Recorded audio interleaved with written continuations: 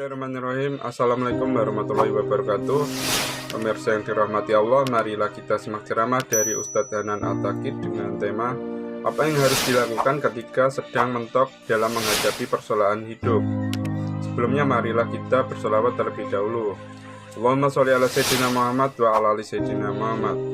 Selamat menyaksikan. Bismillahirrahmanirrahim. Assalamualaikum warahmatullahi wabarakatuh. Teman-teman sekalian, kita hari ini akan lanjutkan sharing dan konten tentang libatin Allah. Konten libatin Allah ini sebetulnya konten tentang ilmu akidah dan ma'rifatullah, ilmu tentang yakin kepada Allah dan bagaimana cara bersandar dan bergantung kepada Allah Subhanahu wa taala dengan lebih mengenal kebesaran Allah, baik sifat-sifat Allah, nama-nama Allah, kekuasaan Allah dan seterusnya. Sehingga dengan kita belajar ma'rifatullah ini, kita jadi tahu bagaimana harusnya kita berinteraksi dengan Allah. Kaifa nata'amal ma'allah fi hayatina. Gimana cara kita melibatkan Allah dalam kehidupan kita sehari-hari. Kenapa penting sekali melibatkan Allah dalam kehidupan kita sehari-hari? Karena sesungguhnya manusia itu tidak bisa hidup hanya dengan mengandalkan dirinya. Orang kalau misalnya cuma mengandalkan dirinya, maka hidupnya akan banyak zalal. Zalal itu banyak trouble, banyak mentoknya. Karena kita ini dhaif, kita ini halu'ah, kita ini ajula, kita ini banyak keterbatasannya. Bahkan cenderungnya manusia itu rugi. Sebagaimana yang kita sering ulang-ulang ayatnya, innal insan lafi khusr. Manusia itu pada dasarnya banyak merugikan diri sendiri, kecuali kalau dia beriman kepada Allah, artinya dia bergantung kepada Allah, illal ladzina amanu dan seterusnya. Makanya belajar melibatkan Allah itu sesuatu yang sangat darurat ya, sesuatu yang sangat penting dalam kehidupan kita. Kalau kita pengen ada keajaiban dalam hidup kita, atau pengen dikasih jalan keluar ketika kita mentok, atau kita pengen meraih hal-hal yang kita anggap mustahil. Kenapa? Karena kata mustahil itu hanya berlaku untuk kita, tidak berlaku untuk Allah, karena Allah ala kulli syai'in qadir. Banyak hal yang bagi kita itu jauh, tapi bagi Allah dekat. Bagi kita itu besar, tapi bagi Allah itu kecil. Bagi kita itu mahal, bagi Allah itu murah. Bagi kita itu tinggi, nggak terjangkau, bagi Allah itu rendah dan sangat mudah gitu. Bagi kita sulit, bagi Allah itu mudah. Jadi kalau kita hidup hanya dengan mengandalkan diri kita, banyak hal yang akan kita hadapi dengan hanya berkeluh kesah. Tapi kalau kita hidup dengan melibatkan Allah, justru kita akan menjadi orang yang optimis. Lalu ketika kita dapat masalah, kita sabar. Kalau kita dapat nikmat, kita syukur. Dan itulah hakikat dari kebaikan hidup seseorang. Antara sabar, syukur, karena kedua-duanya adalah khair. Kedua-duanya adalah kebaikan bagi dia. Pada episode kali ini saya akan mencoba untuk berbagi dengan teman-teman sebuah hikmah. Hikmah itu kalau dalam bahasa Arab kata para ulama artinya al-isabah fil qawli wal amal. Baik atau tepat dalam ucapan dan tepat dalam perbuatan. Jadi orang yang hakim, orang yang ahli hikmah itu ucapannya itu tepat. Jadi pas gitu, ucapannya itu mengena, ucapannya itu sesuai dengan kadarnya, tidak berlebihan, tidak juga kurang. Itulah orang yang hikmah atau hakim. Nah, di antara orang-orang yang hikmah itu nanti kita juga mengenal namanya Luqmanul Hakim. Di dalam Al-Quran ada suratnya, yaitu surat Luqman. Nah, ada banyak sekali hikmah yang disampaikan para ulama tentang bagaimana cara kita melibatkan Allah. Dan hikmah ini pasti diambil dari Al-Quran dan hadis yang kemudian dibahasakan ulang dengan bahasa para ulama. Salah satu kitab yang saya suka banget, yang isinya adalah kumpulan hikmah-hikmah, kumpulan kata-kata yang bijak dan penuh dengan kebaikan, itu adalah kitab Al-Hikam yang ditulis oleh seorang ulama besar dari Mesir yang bernama Ibnu Athaillah As-Sakandari. Nah, beliau menulis kitab hikam yang sangat terkenal. Salah satu di antara hikmah yang luar biasa tentang bagaimana cara kita melibatkan Allah itu, beliau mengatakan min alamatil i'timad 'alal amal nuqsanur raja' 'inda wujudiz zalal. Salah satu di antara tanda-tanda orang terlalu bergantung kepada ikhtiar, bergantung kepada amalnya, bergantung kepada perbuatannya, bergantung kepada usaha dirinya adalah nuqsanur raja', berkurangnya harapan kepada Allah inda wujudiz zalal, ketika ada masalah dalam hidupnya. Maksudnya apa? Seringkali kita gini, kita tuh jadi kayak berani berharap yang baik-baik kepada Allah kalau apa yang kita harapkan itu masih logis. Jadi kita kayak tahu gitu gimana cara mengikhtiarkan hal itu. Kita tahu bagaimana cara mendapatkan hal itu, sehingga kita masih berharap pada Allah, ya Allah mudahkanlah saya. Misalnya kayak kita pede bisa dapat kerjaan, atau misalnya kita udah ngerasa bahwa insya Allah saya layak mendapatkan pekerjaan itu, sehingga kita mendaftar di sebuah perusahaan. Kita masih berharap pada Allah supaya Allah mudahkan urusan kita. Tapi ketika ternyata kita ditolak sana-sini, kita ketuk setiap pintu-pintu di bumi, ternyata nolak kita sehingga kita nggak punya kerjaan, kita tiba-tiba jadi putus asa, jadi nggak berharap lagi, jadi nggak optimis, karena ngerasa kayaknya pintu-pintu bumi udah tertutup.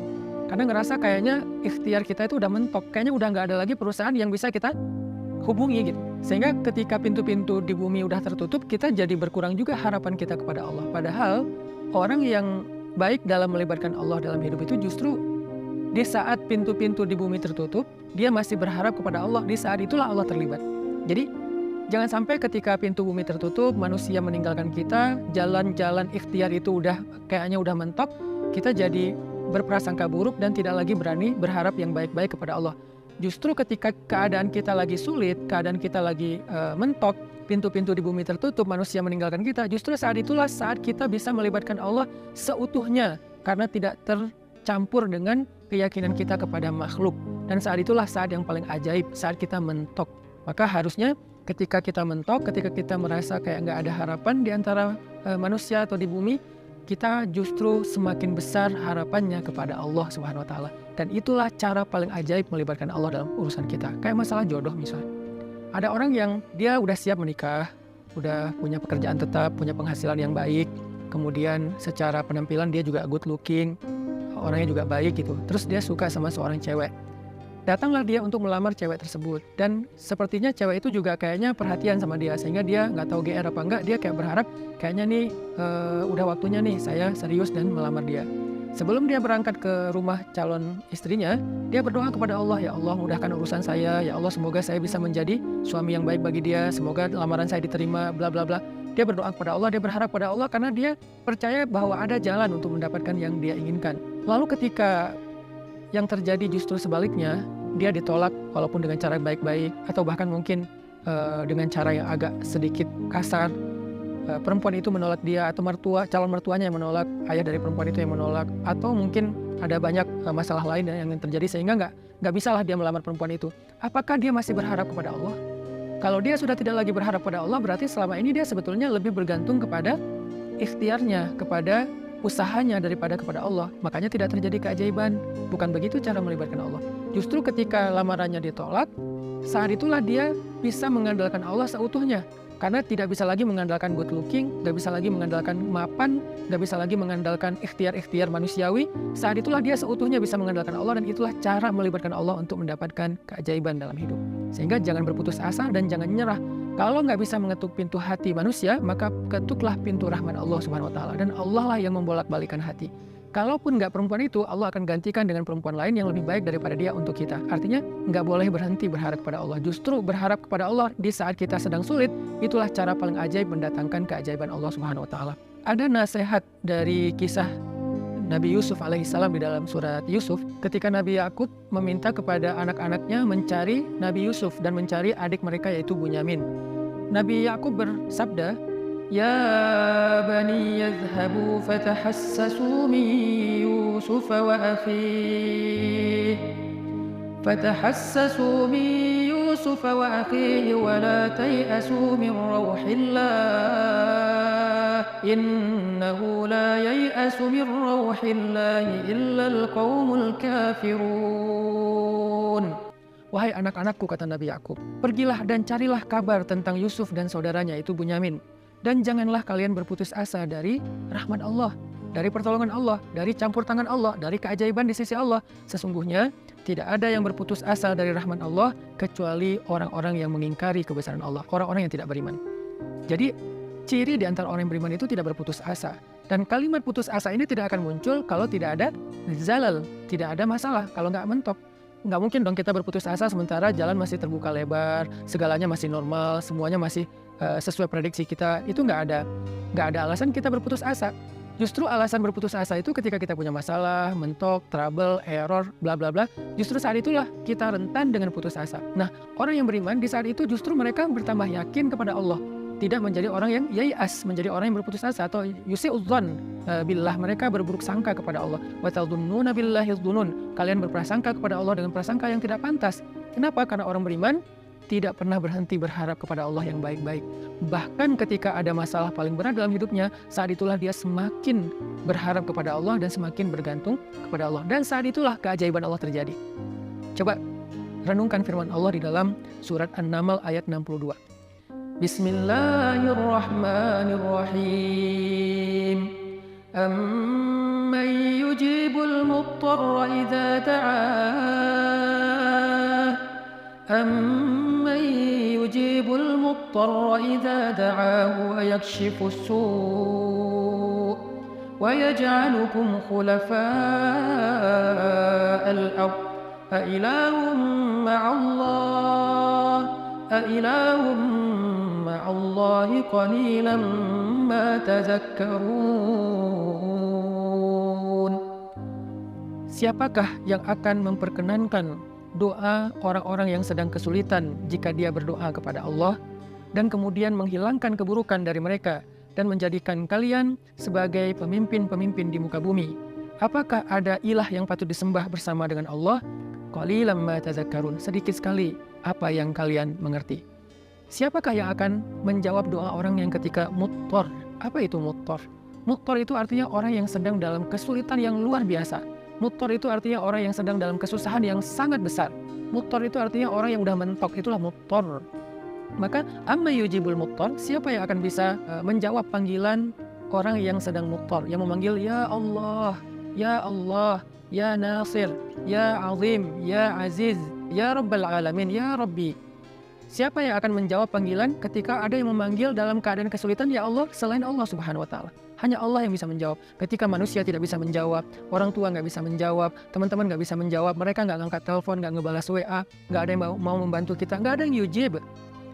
La ahad yujibuna, tidak ada satupun yang menjawab kita. Faman yujibul muttar, siapa yang menjawab kita ketika dalam keadaan muttar seperti itu? Allah. Maka di dalam ayat ini Allah ngasih kita nasihat, wahai hambaku, la tahzan kalau manusia tidak menjawabmu. La tahzan kalau manusia tidak memenuhi panggilanmu. La tahzan kalau manusia meninggalkanmu, mengabaikanmu. La tahzan kalau mereka berpaling dari kamu. Kenapa?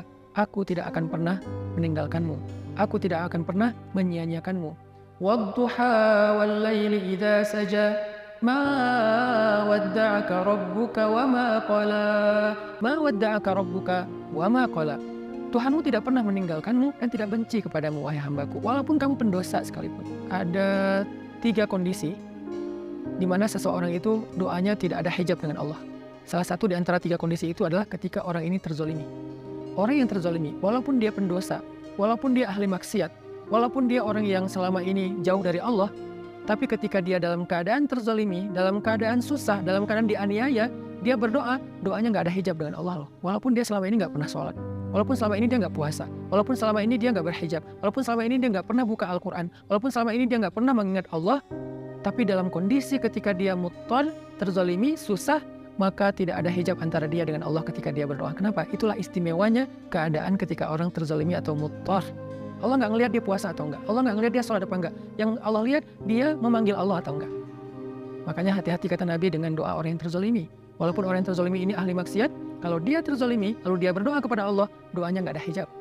Sehingga Allah berfirman, amma yujibul muttar. Siapa yang menjawab orang-orang yang sedang susah ketika dia memanggil Allah, idza da'ah wa yakshifus su', lalu Allah menghilangkan kesusahan darinya. Bahkan Allah menjadikannya sebagai pemimpin, artinya Allah berikan kepada dia kemuliaan, kekuasaan, dan segala kebaikan-kebaikan dalam hidup. Siapa? Allah. Masih ingat nggak dengan kisah seorang laki-laki solih yang melakukan perjalanan, lalu di tengah jalan dia dirampok. Karena di zaman dulu itu kan banyak perampok atau begal di tengah jalan. Ketika dia dirampok, dia bilang kepada perampok itu, wahai rajul, wahai laki-laki, ambillah apa yang kalian inginkan, biarkan aku kembali kepada keluargaku, kepada anak dan istriku, mereka menungguku. Kata perampok ini, adapun harta-harta ini sudah pasti bisa kami ambil, tapi berikutnya yang kami inginkan adalah membunuhmu. Kamu tidak akan bisa melanjutkan perjalanan. Maka laki-laki ini pas tahu bahwa dia nggak punya harapan untuk meloloskan diri, dia udah dipegang sama mereka, tinggal dipenggal, dia bilang, kalau begitu beri saya waktu sebentar saja untuk sholat 2 rakaat, setelah itu lakukan apa yang kalian inginkan. Karena bagi para pembunuh 2 rakaat sholat itu nggak lama dan bukan sesuatu juga yang berat, ya kata mereka, ya udah sholat aja 2 rakaat. Tapi aksir, sholatnya pendek-pendek aja, nggak usah panjang-panjang. Akhirnya dia pun sholat 2 rakaat. Ketika dia sholat 2 rakaat, dia bingung, habis baca Al-Fatihah dia baca ayat apa lagi. Yang terlintas di dalam pikirannya cuma ayat ini. Kebenaran dia hafiz Al-Quran, walaupun dia hafal 30 juz, dia nggak tahu mau baca surat apa setelah Al-Fatihah. Kecuali surat inilah yang terlintas di dalam benaknya, sehingga dia baca setelah Al-Fatihah dengan suara lirih berbisik, Amman yujibul muttar idza da'ah wa yakshifus su', dan seterusnya. Kemudian setelah dia membaca ayat ini, dia ruku, dia sujud. Ketika dia rakaat kedua juga dia membaca ayat yang sama, karena dia nggak ingat ayat yang lain. Ketika dia sujud terakhir, dia mendengar suara ada orang mengendarai kuda datang ke arah mereka. Tiba-tiba suara teriakan orang yang sedang dipukul. Lalu setelah itu kuda itu menjauh pergi.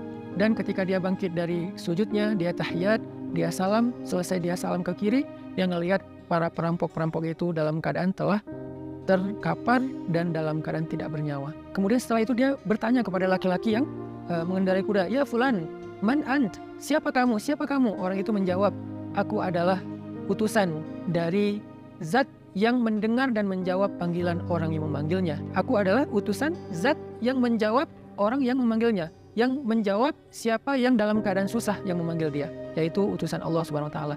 Akhirnya orang ini pun selamat dan membawa hartanya kembali ke kampungnya. Ini salah satu contoh kisah yang sangat terkenal di antara kisah-kisah para ulama. Bagaimana ketika kita mentok, ketika kita nggak punya jalan ikhtiar, ternyata justru saat itulah saat terbaik kita berharap pada Allah, saat terbaik kita berbaik sangka kepada Allah, saat terbaik kita melibatkan Allah dengan husnuzon dan roja, dan saat itulah saat terbaik untuk mendapatkan keajaiban dalam hidup kita. Yang terakhir, kisah 3 orang yang terkurung di dalam gua. Mereka sedang melakukan perjalanan, terjadi badai, akhirnya mereka berlindung di dalam gua. Ini terkenal juga kisahnya dengan riwayat hadis yang sahih. Ketika mereka terkurung di dalam gua, tiba-tiba batu gua itu menutup gua karena terjadi kayak longsor. Batunya menutup mulut gua. Dalam keadaan seperti itu mereka takut kehabisan udara dan mereka nggak bisa makan dan seterusnya. Mereka terjebak. Tiba-tiba masing-masing berdoa dengan tawasul kepada amal-amalnya di masa lalu. Ada yang bertawasul dengan birrul walidain, ada yang bertawasul dengan sifat amanah dan adil, ada yang bertawasul dengan sifat takwa, meninggalkan dosa. Sehingga singkat cerita, setelah mereka meminta kepada Allah dan bertawasul dengan amal-amal mereka, mulut gua itu terbuka, batunya bergeser dan mereka pun selamat. Kenapa ini bisa terjadi keajaiban kayak gini? Mereka udah mendorong batu itu tapi tidak sanggup. Artinya ikhtiarnya udah mentok. Apakah mereka berputus asa? Enggak. Saat itulah mereka melibatkan Allah secara utuh dan melihat keajaiban Allah Subhanahu wa taala. Maka kembali kepada hikmah dari Imam Ibnu Athaillah As-Sakandari, min alamatil i'timad 'alal amal nuqsanur raja' inda wujudiz zalal. Di antara ciri-ciri orang yang masih bergantung kepada perbuatannya, ikhtiar dan usahanya adalah berkurangnya harapannya kepada Allah ketika terjadi masalah dalam hidupnya. Maka jangan pernah berkurang harapan kita kepada Allah. Justru ketika kita punya masalah dalam hidup dan kita ngerasa tidak ada jalan di antara jalan-jalan di bumi, kita menjadi lebih berharap kepada Allah dan yakin dengan jalan-jalan yang lebih baik yang ada di langit, insya Allah. Barakallahu fikum. Wassalamualaikum warahmatullahi wabarakatuh.